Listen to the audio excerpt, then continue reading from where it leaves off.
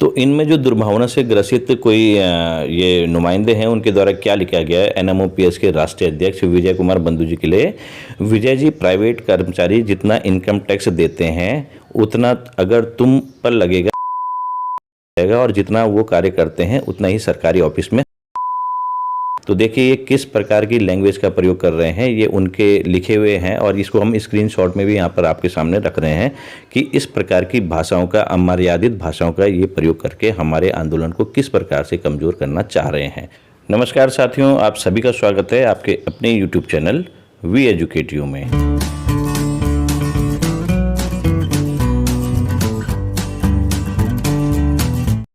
साथियों, आपको ध्यान होगा कि देश के समस्त राज्य जहाँ जहाँ एनपीएस लागू थी उनमें राजस्थान सबसे पहला ऐसा राज्य था जिसने सबसे पहले अपने कर्मचारियों के लिए ओपीएस को पुनः बहाल कर दिया था। और उसके बाद धीरे धीरे अन्य राज्यों ने भी इसका अनुसरण किया था, जिनमें छत्तीसगढ़ हो गया, झारखंड हो गया, पंजाब हो गया और अब कर्नाटक की भी बारी है और हिमाचल राज्य में भी आप देख चुके हैं कि ओल्ड पेंशन स्कीम बहाल हो चुकी है। तो ये ओल्ड पेंशन स्कीम तो राज्य सरकारों ने बहाल कर दी है, लेकिन जो पेंशन के लिए फंड है वह कहाँ से आएगा, इसके बारे में राज्य सरकारों ने उस समय विचार नहीं किया। राज्य सरकारों की मंशा केवल यही थी कि जो कर्मचारी का निवेश है, एनपीएस में शेयर है 10% और जो राज्य सरकार 14% मिला रही हैं, वो पैसा जो केंद्र के अधीन है, पीएफआरडीए के अधीन है, उसको फिर से वापस ले लिया जाएगा और उन पैसों को एकत्रित करके एक कॉर्पस फंड बनाया जाएगा।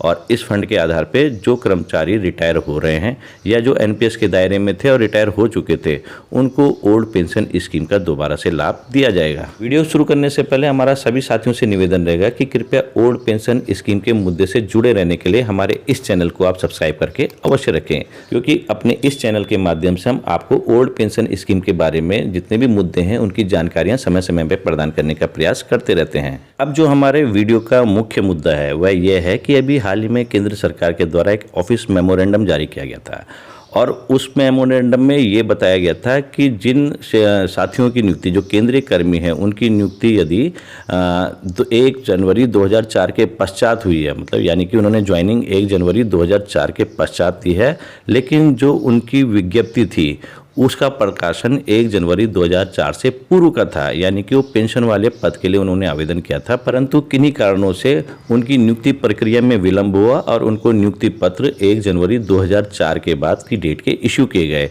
तो ये एक बहुत लंबी समय अवधि हो गई है। इस प्रकार के जितने भी कर्मचारी हैं जो इसके दायरे में आ रहे हैं, उनकी संख्या अच्छी खासी है, वो राज्य सरकारों में भी है। राज्य सरकारों ने अलग अलग समय पर अपने राज्यों में एनपीएस को लागू किया था।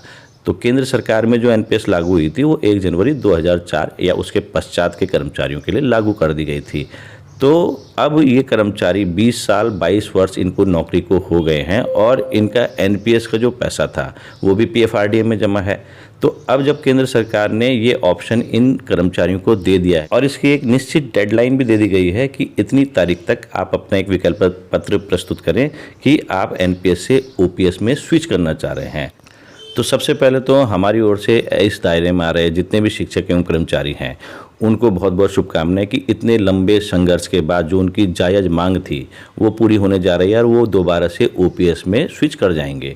हमारी ओर से ऐसे समस्त शिक्षक एवं कर्मचारियों को बहुत बहुत बधाई, चाहे वो केंद्रीय कर्मी है चाहे राज्यों के अधीन कर्मचारी एवं शिक्षक हैं, क्योंकि अलग अलग राज्यों में एनपीएस को अलग अलग समय पर लागू किया गया था। तो उनके जो राज्यों में भी नोटिफिकेशन धीरे धीरे जारी हो रहे हैं और उनके द्वारा भी अपने राज्य के अधीन जितने भी कर्मचारी एवं शिक्षक हैं जो उस दायरे में आ रहे हैं उनसे विकल्प पत्र मांग लिए गए हैं निश्चित डेडलाइन के तहत। तो उन लोगों को बहुत बहुत शुभकामनाएं। अब हम बात करते हैं पीएफआरडीए के दोगले रवैये के, जो हमने अपने वीडियो के थंबनेल में लगा रखा था। अब साथियों, आप जानिए कि जिस कर्मचारी को 20 से 22 साल एनपीएस में निवेश करते हुए हो गया है, भले ही उनके द्वारा ये गलती से निवेश किया गया था, ये सरकारों की गलती थी कि वो ओपीएस की विज्ञप्ति के थे, लेकिन उनको ज़बरदस्ती एनपीएस थोप दिया गया था और उनको एनपीएस का जो निवेश था 10% वो भी उनका काटना शुरू कर दिया गया था। और 20-22 वर्षों का अंतराल कोई कम अंतराल नहीं होता, ये बहुत बड़ा अंतराल होता है।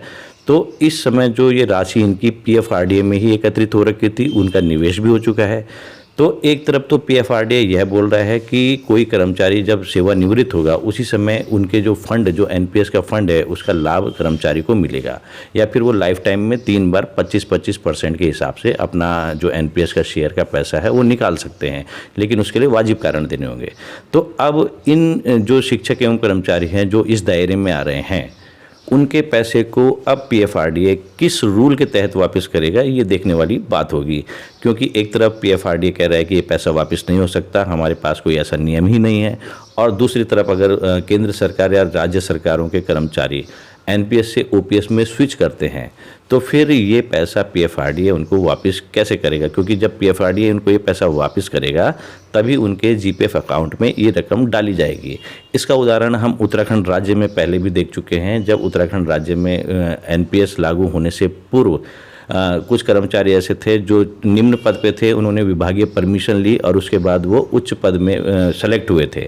लेकिन जब वे उच्च पद में सेलेक्ट हुए थे तो वो एनपीएस के दायरे में आ गए थे, लेकिन उनके द्वारा जब अनुमति का प्रमाण पत्र प्रस्तुत किया गया कि हमने विभागीय अनुमति ली थी, उसके बाद उनको पुनः ओपीएस में स्विच करवाया गया और जो एनपीएस में उनका पैसा था वो उनको वापस कर दिया गया और उनके जीपीएफ अकाउंट में डाल दिया गया। जिन राज्य सरकारों ने एनपीएस को हटाकर दोबारा से ओपीएस लागू कर दी है या करने की सोच रहे हैं और वे पीएफआरडीए के इस रूल के सामने झुके हुए हैं कि पीएफआरडीए उनको पैसा वापस नहीं करेगा, तो उन राज्यों को पीएफआरडीए पे निगाहें बनाए रखनी चाहिए कि अब इन जो शिक्षक एवं कर्मचारी है जो इस दायरे में आ रहे थे, उनका पैसा पीएफआरडीए किस रूल के तहत वापस करेगा, और उसी को नज़ीर बना के राज्य सरकारें अपने राज्य के अधीन जितने भी कर्मचारी हैं और शिक्षक हैं उनका पैसा वापस ले सकती है।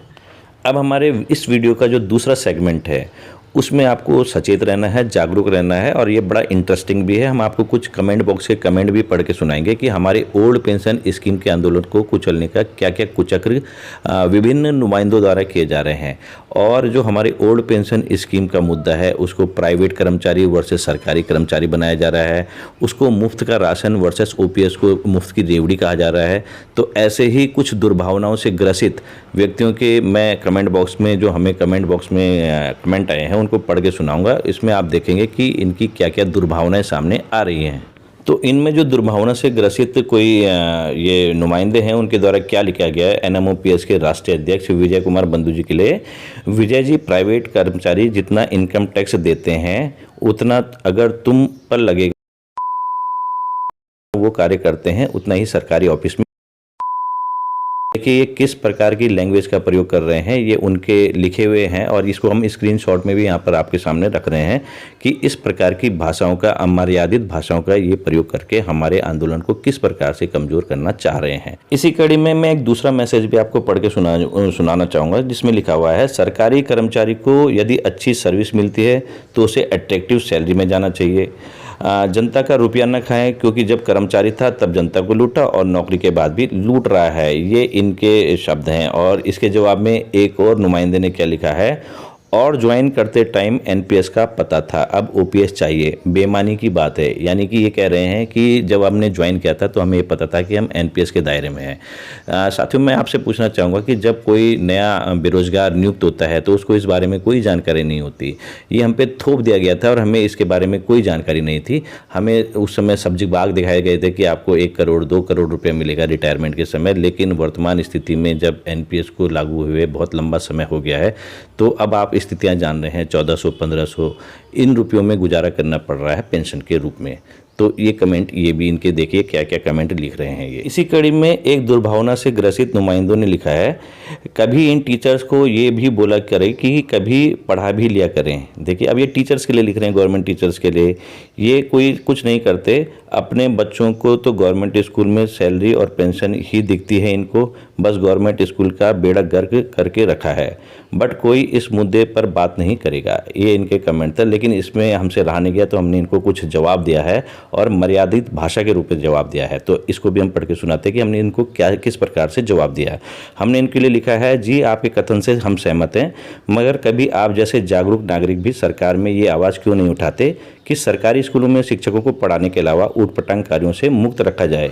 जनगणना, पशुगणना, चुनाव संपन्न करवाना, बीएलओ की ड्यूटी, मिड डे मील करवाना, प्रतिदिन हर आधे घंटे में विभाग के द्वारा मांगी गई सूचनाओं को तुरंत भेजना, हर रोज पढ़ाई के अलावा रैलियां निकलवाना, दिवस मनाना आदि कार्यों को संपादित करवाना। यदि इन कार्यों से सरकारी शिक्षक को फुर्सत मिले तो वो अध्यापन का कार्य सुचारू रूप से कर सकता है। उम्मीद है आप जैसे अन्य सभी जागरूक नागरिक के मंच के माध्यम से यह मुद्दा वर्तमान सरकार के सम्मुख रखा जाएगा, जो कि ये रखेंगे नहीं ये मुद्दा सरकार के सामने, क्योंकि ये खुद नुमाइंदे हैं किसी न किसी के, तो ये क्या रखेंगे। अब हम नेक्स्ट कमेंट पढ़ते हैं, दुर्भावना से ग्रसित भी है। तो ये नेक्स्ट कमेंट है, ओपीएस की डिमांड बेईमानी है, ज्वाइन करते टाइम पता नहीं था क्या एनपीएस का, अब तो जनता को बता दो कि गवर्नमेंट जॉब के लिए अप्लाई ना करें, क्या बुढ़ापे केवल गवर्नमेंट एम्प्लॉय को ही आता है। तो देखिए इनका कमेंट कितना दुर्भावना से पूर्ण लग रहा है, और ये गवर्नमेंट एम्प्लॉयज़ जितने भी हैं उनको चैलेंज कर रहे हैं एक प्रकार से। अब एक ने लिखा है, देखिए अब ये जवान वर्सेस कर्मचारियों की भी तुलना कर रहे हैं, देश के जवानों की कर्मचारियों से। विजय कुमार बंधु जी, देश के जवान का कंपटीशन कंपैरिजन बाकी एम्प्लॉय से ना करो। नहीं, देश के जवानों की हम इज्जत करते हैं और उनके साथ पूर्ण रूप से खड़े हैं। हम सीएपीएफ के भी जवानों की इज्जत करते हैं जिनको अब ओल्ड पेंशन स्कीम मिलने जा रही है, लेकिन चूंकि ये हमारे बुढ़ापे का सहारा है, हमारा जायज़ हक है ये, तो इसको तो हम लेकर ही रहेंगे। इसी में इन्होंने ये लिखा है, विजय जी बहुत गुस्से में हो, कोरोना में बाकी गवर्नमेंट एम्प्लॉय को घर बैठाकर सैलरी मिली और किसी को मिली, एमपी एमएलए का एग्जाम्पल दे रहे हो। अब ये एमपी एमएलए का एग्जाम्पल दे रहे हैं तो ये कह रहे हैं इनको छोड़ दो, तो ये बात कहाँ तक ठीक है। ये पूरी रूप से दुर्भावना से ग्रसित है। आप लोगों को इस प्रकार के लोगों से जागरूक रहना है, सचेत रहना है, और यदि कोई इस प्रकार के आपके ग्रुप्स में भी कमेंट करता है तो उनको ग्रुप से ही सीधे बाहर कर दीजिए। एक अन्य साथी लिखते हैं, सैलरी भी सरकारी कर्मचारियों को भरपूर चाहिए, घूस भी भरपूर चाहिए। ये घूसखोरी का इनमें कोई प्रमाण नहीं है, लेकिन ये फिर भी लिख रहे हैं। देखिए घूस भी भरपूर चाहिए, पेंशन भी भरपूर चाहिए, सरकार सब इन्हीं को दे दे, गरीबों का हक मारकर केवल एक कानून बना दे, घूस लेते जो पकड़ा गया उसके हाथ काट दिए जाएं। एक अन्य कमेंट हम पढ़ते हैं, पॉजिटिव वे का कमेंट है, क्या फिलहाल की नोटबंदी से भ्रष्टाचार नहीं बढ़ रहा है और भ्रष्टाचार से देश का पैसा बर्बाद नहीं हो रहा है? क्या सांसद और विधानसभा सदस्य 200 पेंशन नहीं लेते? क्या ईमानदारी से टैक्स चुकाने वाले नागरिकों का पैसा मुफ्त की रेवड़ी में नहीं बांटा जा रहा है? उनकी तो सरकार आप में से सीधी आयकर काट देती है। तो ये देखिए, ये एक अच्छा कमेंट है, और हमें अच्छे कमेंट बहुत मिलते हैं, लेकिन हमारा कार्य ये था कि आपके सामने हमें नेगेटिव कमेंट रखना, ताकि आप लोग भी सचेत रहें कि इस प्रकार के जो नुमाइंदे हैं, अभी ये मुफ्त का ration versus old pension scheme को मुफ्त की रेवड़ी बता रहे हैं। अभी ये भी कहते हुए पाए जा रहे हैं कि प्राइवेट कर्मचारियों को भी पेंशन दी जाए, जिस प्रकार से सरकारी कर्मचारियों को पेंशन के लिए आवाज़ उठा रहे हैं। हम उनसे, उन प्राइवेट कर्मचारियों से ये कहना चाहते हैं कि आप भी कार्य करते हैं और अच्छा कार्य करते हैं, हम उसका सम्मान करते हैं, लेकिन हम एक टेक्निकल पॉइंट आपको ये बताना चाहते हैं कि जो हम लोग हैं सरकारी कर्मचारी हैं, या तो सेंट्रल गवर्नमेंट के अधीन होते हैं या राज्य के अधीन होते हैं, और इनकी नियोक्ता जो होते हैं, एम्प्लॉयर जो होते हैं, वो या तो राज्य सरकार होती है या फिर केंद्र सरकार होती है। तो हम ओपीएस की डिमांड या तो राज्य सरकारों से करेंगे या केंद्र सरकारों से करेंगे। अब जो प्राइवेट सेक्टर में आप कार्य कर रहे हैं, आपके एम्प्लॉयर जो हैं वो आपके बॉस होते हैं, कंपनी के बॉस होते हैं।